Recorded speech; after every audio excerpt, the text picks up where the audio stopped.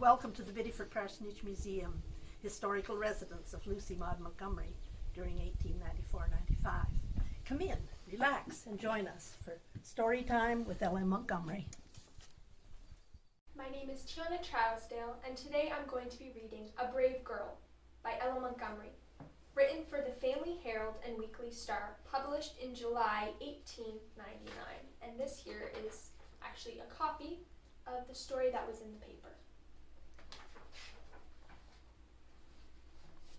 Aunt Em was the heroine of this story, and it was she who told it to me on her last visit here. We were all sitting around the fire one evening when Clive, my older brother, came in and said it was the darkest night he had ever been out in.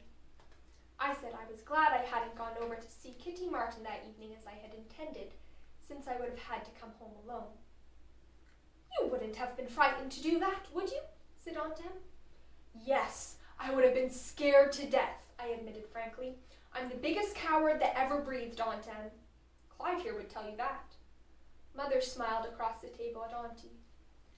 "Madge would never be able to do what you did for me one time, Emmy," she said. "Oh, yes, she would. I was frightened enough, Alice, and you know what a dreadful coward I had always been before that night." Clive and I had scented a story by this time, and we gave Aunt Em no peace until she consented to tell us. I shall try to give it as nearly as possible in her own words. "It was 30 years ago," said Aunt Em, settling comfortably back to her knitting. "But I'm sure I shall never forget a single incident of that night if I live to be 100. I was 14 years old, and your mother here was 8. We were living on a farm in one of the loneliest, dreariest, back-country places you could imagine.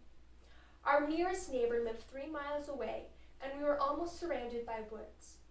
About 6 miles away was a little village called Crossroads, quite a stirring place, we thought, with a church and store.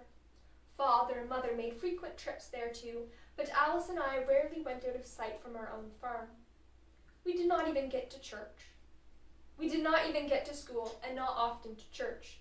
We had no playmates, and were often lonely. Our family consisted of Father and Mother, we 2 girls, and old Aunt Margaret, as we called her.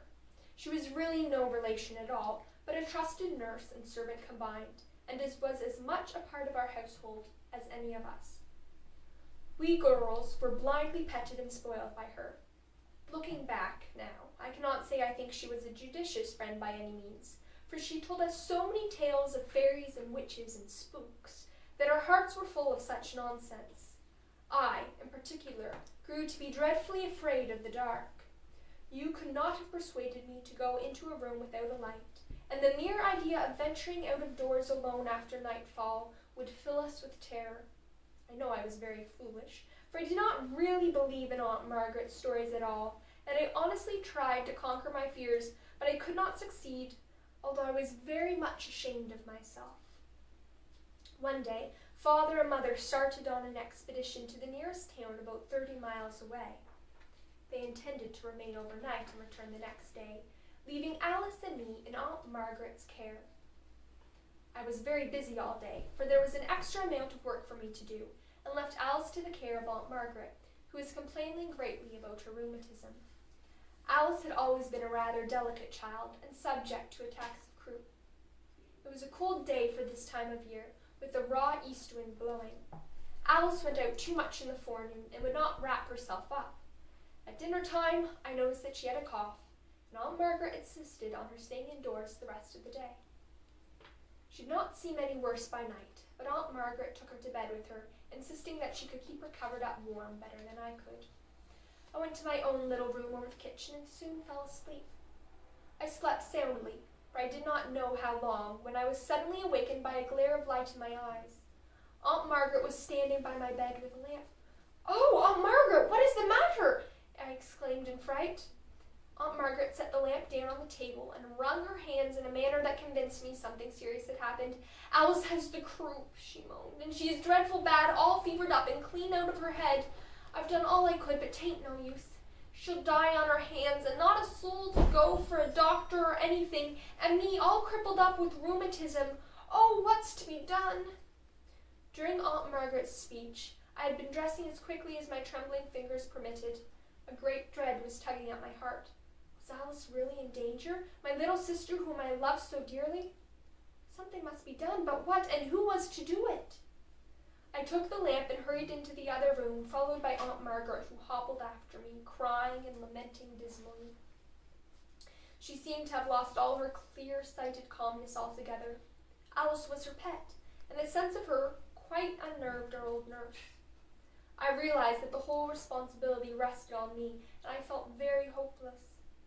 Inexperienced though I was, I saw at once that Alice was dangerously ill. She tossed to and fro and coughed incessantly with a hoarse, choking sound. Her eyes were glaringly bright, and she did not seem to know me at all. "Oh, Aunt Margaret," I said piteously, "is she going to die? What can we do?" "Oh, child, I don't know. I've tried every remedy I know of. I don't want to wake you until I had to. If we only had someone to send for Dr. Long." I tried to think clearly. Our nearest neighbor was 3 miles away. Father and mother had taken the team to town, and I could not drive the only horse left, a wild young 3-year-old. The doctor lived at Crossroads, 6 miles away by the roundabout main road, but there was a shorter cut, not more than 2.5 miles or 3 at the most, through the woods directly back of our farm. I knew the road well. It was good for wood hauling, and we went through it when we were berrying in the wild lands back of Crossroads. I must go for the doctor, and I must go by the dark, lonely wood road. There was no help for it, and there was no other way, but you cannot realize how terribly frightened I was. Aunt Margaret stared at me in amazement as I hastily slipped on my jacket and hat. "Where are you going, child?" "For the doctor. I'm going through the woods, and I'll be as quick as I can. Do everything you can for Alice, and keep up the hot applications." I went over to the bed and kissed my little sister, then ran downstairs and slipped back the bolt of the door. The night was very dark, and our lantern was broken. A frantic terror took possession of me, and my trembling limbs refused to move. I could not go. I could not face that dark, lonely walk bristling with unknown horrors. I can smile at myself now as you do, but I could not subdue my fears then. Then came the thought, if you do not go for the doctor, Alice will die. And it served me with a sort of desperate courage. I stepped out, shut the door, and started resolutely in the direction of the woods. It was, as I have said, very dark, but after I had been out for a few minutes, my eyes got accustomed to the gloom, and I could see my way. I had to cross 2 large fields before I reached the wood road. I climbed the fence and fairly flew over the dew-wet grass. The trees along the fence were terrifying in their dim, shadowy outlines. When a cow got up suddenly from a corner, my heart gave a painful bound. The far-off bark of some prowling fox sent the cold shivers up and down my spine. I arrived at the wood road out of breath and paused in fresh fright. The gloom under the trees was intense. There were so many eerie and mysterious sounds coming and going in the darkness, too. The groaning of the wind, the swaying of the branches and the leaves, all thrilled me with terror. "Now, M. Carter," I said aloud, and the faint sound of my voice in that great empty darkness was as terrible as anything else. "You know perfectly well there's nothing to hurt you, and you ought to be ashamed of yourself. You've been through this wood dozens of times in daylight, and you never saw anything worse looking than yourself. You know there's no such thing as a ghost. Your sister's dying, and you are skulking here, afraid to take a step to save her life." By the time I got through with this monologue, I felt braver. I plunged in desperately and hurried down the dark wood road. I really yet cannot think of that experience without a little shudder. To me, the forest seemed fairly alive with a stealthy, uncanny light. I hurried, but my thoughts were faster, and every ghost or boogie story Aunt Margaret had ever told me flashed across my memory. I dared not turn my head, lest some dreaded thing should be dogging my steps, although it would have had a lively race of it, for I was going at a headlong pace. Several times I tripped on roots and fell. Once I struck my face against a stump and cut my cheek. I could feel the warm blood trickling down as I scrambled up and ran on, but it seemed a very trifling thing compared to my mental agony. But at last I did get through the wood belt and came out back of the Crossroads village. I still had quite a distance to go, over blueberry commons dripping with dew and so overgrown with young maple that I came near losing my way. but somehow or other I pushed through, following a cow track, and reached the fence along the main road. I climbed over it, but somehow in my hurry, my feet slipped on the top longer, and I fell heavily to the ground. I sprang up at once, but staggered back with a cry of pain, for it seemed as if a knife had been thrust through my ankle. I had sprained it somehow when I fell. I could not bear my weight on it for a minute, and at first I felt as if I were going to faint.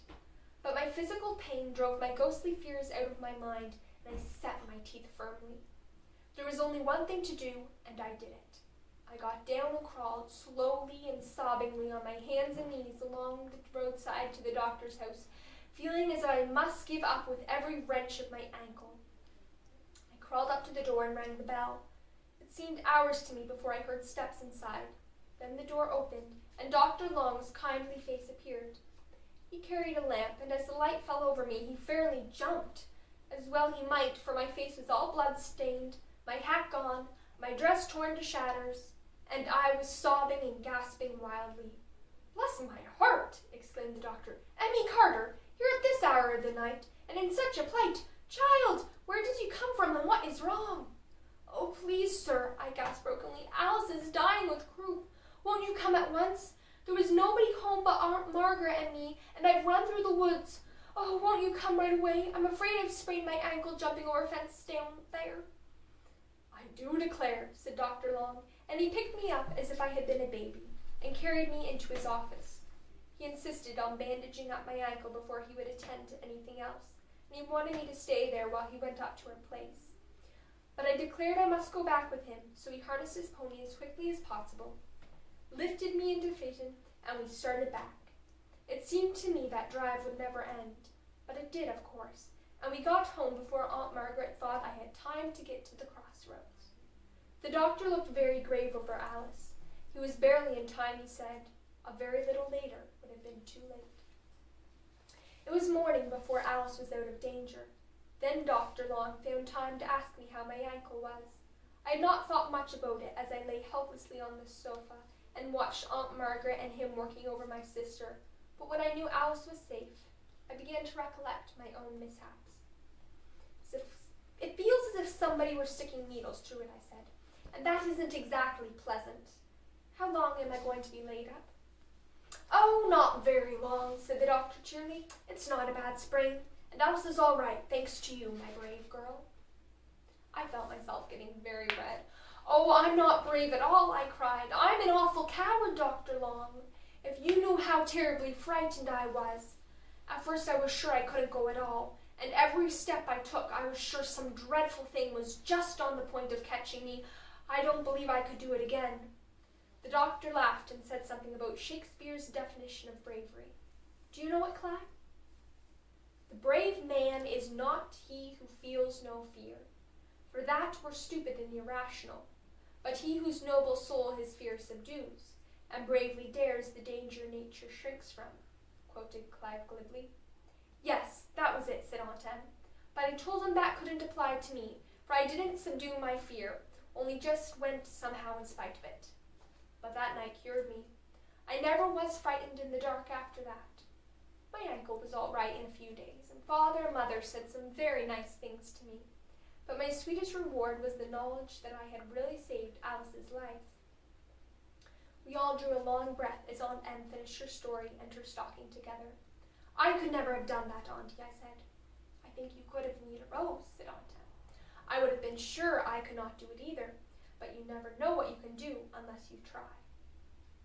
When Maud Montgomery came to Biddeford to teach school in the one-room schoolhouse there, just 4 years before she wrote this story, and she may have drawn from her experience what it would have been like in running across the Blueberry Commons, she recorded in her journal on August 4, 1894, "I've had no time for lonesomeness today at all, for I have been on a jamboree.